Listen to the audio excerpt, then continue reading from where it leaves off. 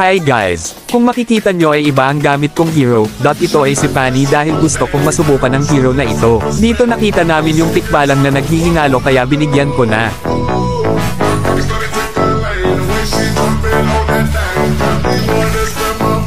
Dito ay tinarget na ako ni Saber dahil may turtle na din.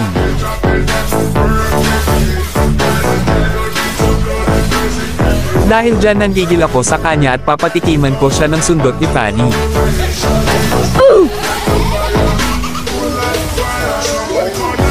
Eto may bonus pa na highlights, tignan nyo kung gaano kabilas kamay ko.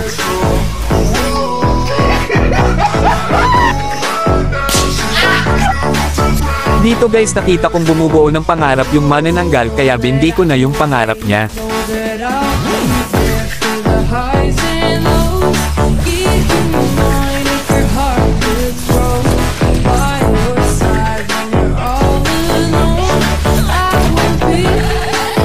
Isa pa tong tikbalang ililigtas niya Edo nanay niya.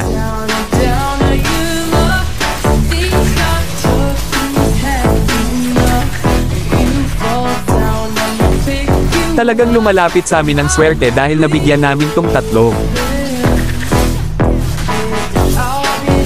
Nakuha pa namin yung turtle. Kaso talagang gigil sa akin yung Saber, talagang pinuntahan niya ako kaya aabangan ko ito mamaya.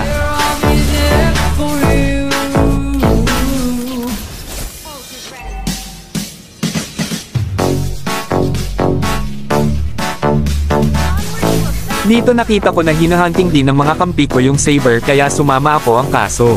Ako pa yung nabigyan mamaya talaga sa akin ka. Dito nakakuha ako ng tiyempo na maabangan yung Saber kaya nanghingi ako ng backup para mabigyan na tong makulat na da.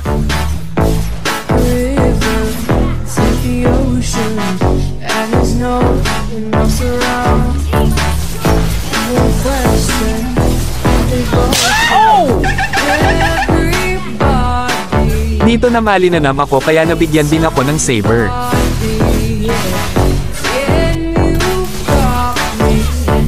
Dito nagmanyak na yung tikbalang gusto pa ata mag-savage kaya eto nangyari sa kanya.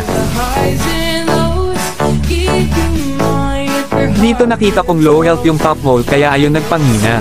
Grabe fast hands.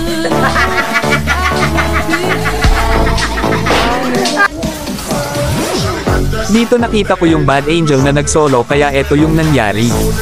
Di ko alam kung bakit hindi nag-ult, kala niya atain ko siya ma-burst. Dito nagkaroon ng clash kaya sumali ako kaso sa kasama ang palad wala akong mapatay kaya tinapos ko na yung bangungot ng mga kalaban. Galing ko no.